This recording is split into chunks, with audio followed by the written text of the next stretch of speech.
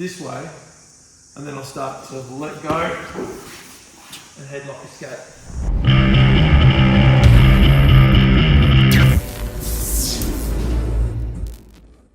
I'm just going to show you an escape for the rear body triangle.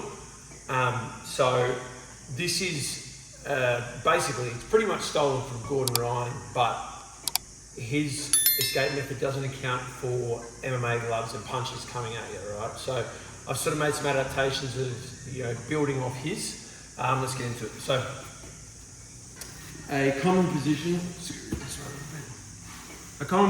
where you find the rear body triangle is the choking arm on the bottom side, the underhook on the top side, and the triangle lock on the top side. This is generally one of the more common versions of the body triangle. So I'll never be able to break this triangle unless I can get this foot in front of my thigh here. So a lot of the time in MMA, you can just quickly scissor your legs and catch that in front and start unlocking the triangle. But because a lot of the time what happens, guys will, in the scramble, they get to this position and they go, all right, so they get the back, all right, I'm just gonna wait here for a second, catch my breath before I get before I take my next move.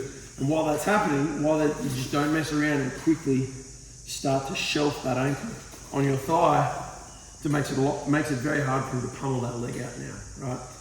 Now, let's assume that it's not that easy. Let's assume that they're just being a little bit tighter and they're a bit more savvy and he's back healing and I can't get that ankle in front. What I'll have to do is place a wedge underneath this knee. Sometimes that's enough that I can just scissor my legs. But what Gordon Ryan does, if you go and watch his video, which I highly recommend you do, instead of getting the watered down version from me, is he turns his hips down to just make that, see how that foot starts to scissor forward, like just kick forward a little bit, which then allows you to cycle that thigh back inside. Now, to adapt for MMA, he's going to be throwing punches this whole time. So I have to, one, be conscious of his punches, and two, be conscious of his choke. So if I'm too busy out here reaching for punches, bang, he just punches that arm straight across. He might even get a single arm finish from there, right? So I have to be aware of both of those. So what I try and fight for is 2 overhooks.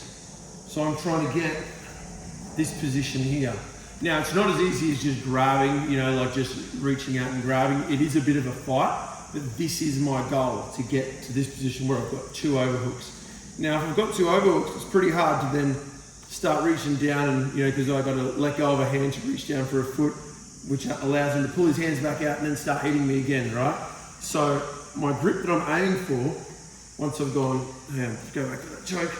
So what I might do, primary defensive hand in, I backhand frame, reach that over, grab a hold. So I've got one overhook here. This other arm, as soon as I get an opportunity, overhook and reach for this cross wrist grip, trapping this arm. Now this makes it really hard. Try and pull that hand back. Makes it really hard, especially with the gloves on, really hard to slip that hand back because of the bulk on the wrist. So I'll hold this, making sure that I use the top side to grab the cross wrist grip, which allows me to use this arm because he's got the floor as a wedge here, so it's very hard for him to try and drag this hand back out. Pretty hard, right? So I'll use this hand that's now free because I've got the floor to hold that one, got my top arm to hold his top arm as well. And then I'll just bridge up a little bit to place that wedge in, and I start to unlock that foot there. Once I've got it across, I'm going to keep holding this hand, and I start to get my back towards the mat. Even if he's healing, say he's trying back here with that foot a little bit, like keep it on top of my hips. Even if he's doing that, it's not too hard to just start pummeling out and hip escaping this way, so I get a bit of an angle, or I can bridge up, get my head higher than my opponent's this way, and then I'll start to let go and headlock escape. Now, using both of those, you've got 2 options there depending on how he reacts. So you generally, it tends to be going from one to the other. You don't just sit on one and just keep hammering away from it, because he starts to make the adjustments.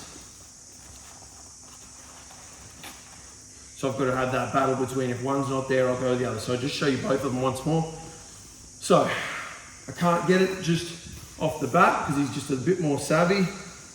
I put that wedge, bridge up, put that wedge under. See, even here, I didn't even have to scissor my hips down.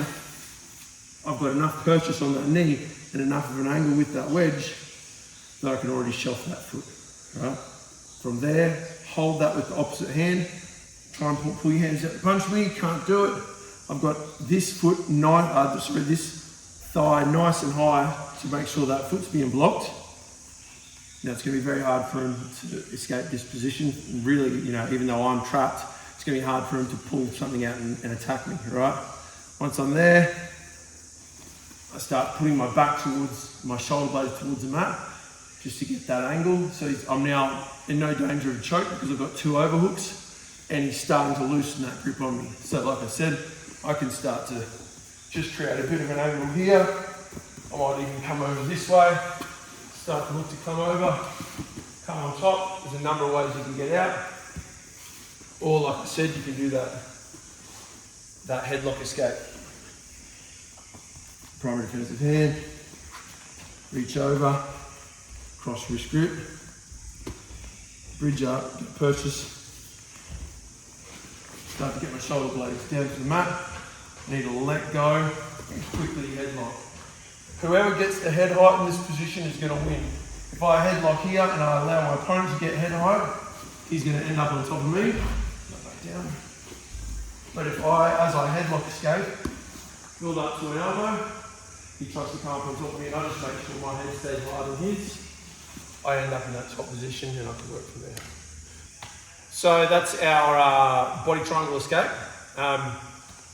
Again, it's not as easy as just hitting one and getting the first one. Oftentimes you have to go multiple directions in order to just create that looseness through the lock. Even if you end up on bottom and in guard, it's still better than being in his body triangle. So hope you enjoyed it, guys. I'll see you in the next video.